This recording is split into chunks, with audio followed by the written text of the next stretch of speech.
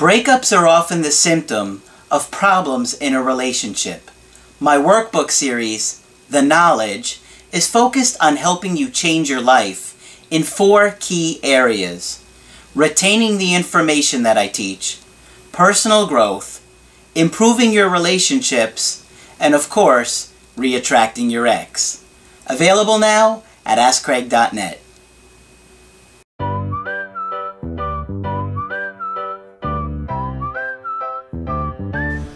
Hi there, I'm Coach Craig Kenneth. I'm Coach Margaret. And today we're going to be talking about how to calm your anxiety.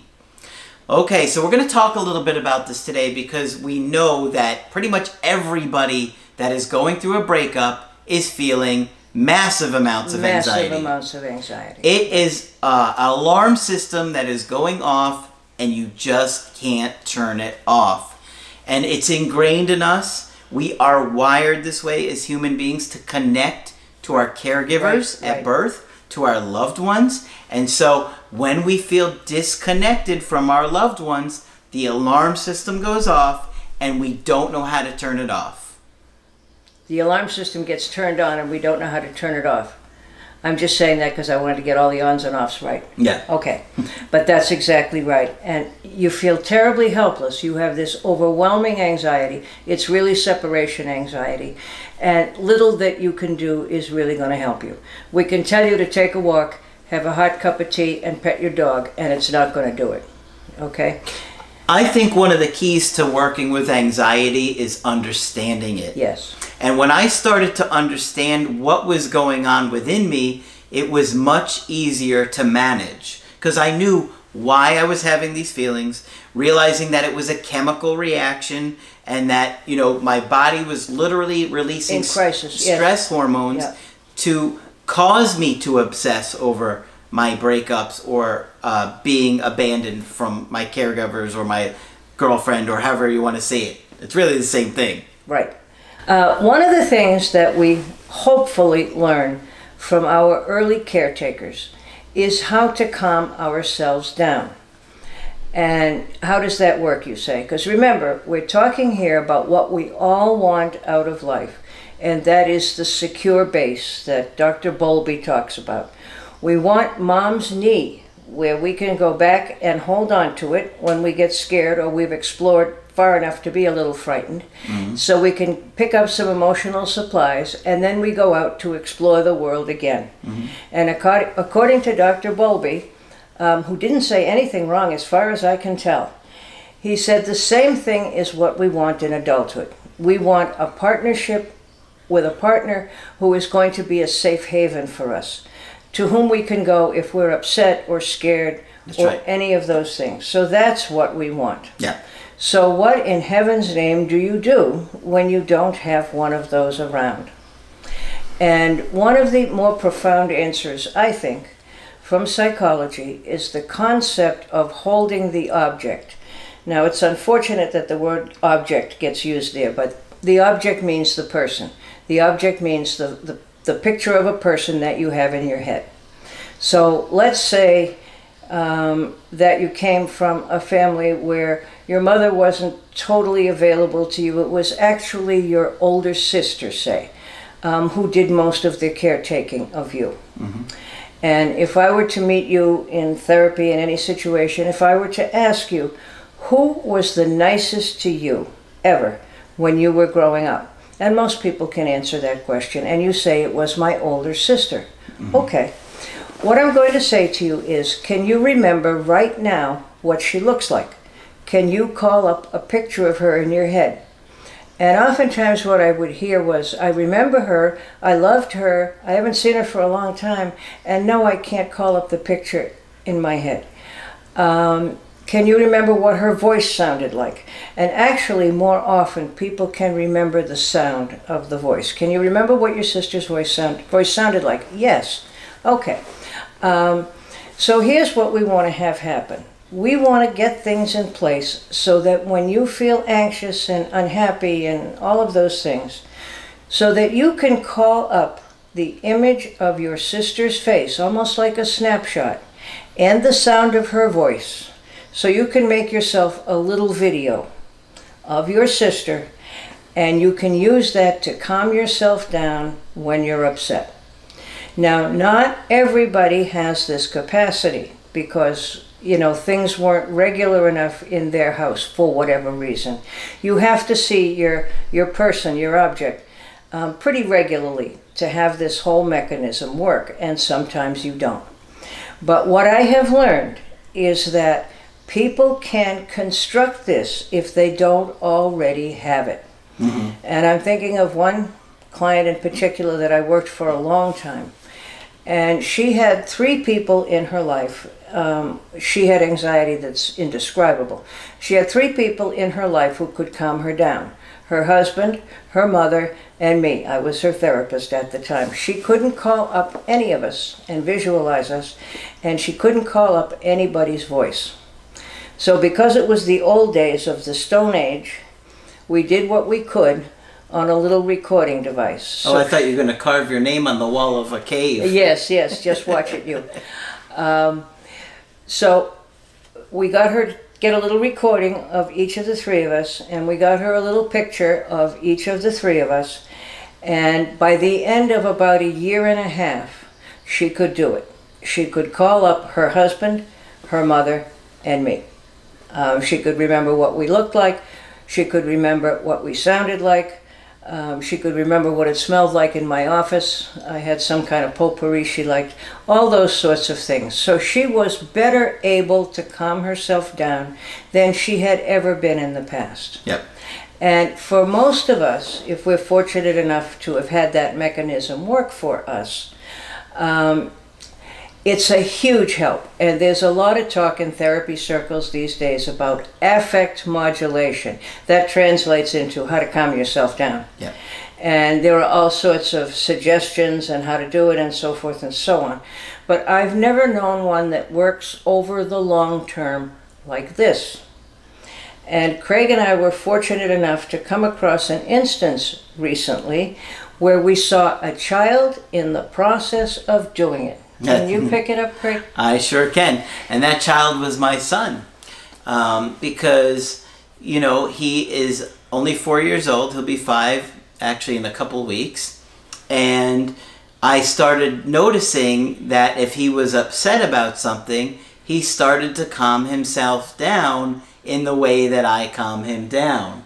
Because whenever he gets upset, I just say to him, I get down on his level, and I say, it's okay. And I talk to him, what's wrong? And I kind of maybe watch to see what's going on. But I'll just keep saying to him, it's okay. It's okay. And I'll wipe his tears and I'll scratch his back and I'll say, it's okay. It's okay. And I just kind of soothe him. You're okay. You're okay. You're okay. Yeah. Yep. And everything's going to be fine. You're going to be okay. You're okay. And just like that. And so I started noticing, I think probably about 2 months ago, that he started to do that in front of me. Like if he was in the other room and maybe he dropped something and he got upset or whatever he was upset about, and I would hear him. And he goes, okay, you're okay, you're okay, to himself. Mm-hmm. He's internalized my voice. Yes. Because I've done such a consistent job of always soothing him whenever I saw him upset over anything. Right. For me, it was far more important to always make sure I was soothing him when he was upset than whatever the actual incident was. Yeah, who cares? Yeah. So now he's internalized me and my voice as what comforts him, and he feels better. And I can literally watch him soothing himself and playing out in real time. And I just love that when I saw that. Yes. And I couldn't wait to tell you. And we want everybody on earth to have this capacity because it's a wonderful thing. And it's also very reassuring that the theory I was taught absolutely works. Okay? Because the way I was taught it was, we've long since forgotten that. And they gave us some ways to think about it so we could kind of get back in touch with it. And maybe before you go on, maybe we should say something to them. No matter how bad your situation is right now, you're going to be okay. You are going to be okay. You probably have many more strengths than you realize. And this is a normal part of living, and most people come out of it with growth. That's right. I did. And Margaret helped me through it and understand it, and through my breakups over the years. Yes. And I've been okay. I've been better than okay. Yeah. I took those things and I used them to grow and to get stronger and to heal. You did. Yes. And you guys are going to be okay too. And even though right now it just feels like the worst pain in your life, and believe me, I know. Yep. And I wouldn't be doing videos like this and putting out 5 days worth of content every week if I didn't know what it was like to feel so horrible inside, where you just are, it's the worst pain in your life. It's the worst pain in your life. And I know that. I felt like I had a gaping hole in my chest for months on end. Feels like a physical injury. Yeah. Yeah. It literally felt like I had no chest. It was just ripped out of me, and just this intense pain every day. And it took a long time and hard work, but in the end, I love where I'm at, and I am okay. Yes, you are. And you're going to be okay. Yes, you are. And if it's helpful for us to say that, we will be more than happy to say it. Yeah. And, you know, one of the reasons you're going to be okay is because you've gotten to the point of reaching out to us. Mm-hmm. So you've already done some things to make yourselves okay. But know that if this mechanism didn't happen automatically for you in your family of origin, there are ways we can get it for you. Okay? Pictures are worth 1,000 words. Mm-hmm. You know what's interesting, Margaret, is that you told me years ago that even signing up to talk to us, or me at the time, it was before I had even had you on board, it calms people down instantly. Yes, just to know that you've done something and made an appointment always helps, because you feel like you've done something, and that takes some of the anxiety away right away. It really does. Absolutely. Yeah. Yeah. So even when you sign up to talk to us, you're going to feel just this huge relief of, oh my gosh, I feel so much better. I can finally talk to them about it. I finally can share my story and get their input on what the hell is going on.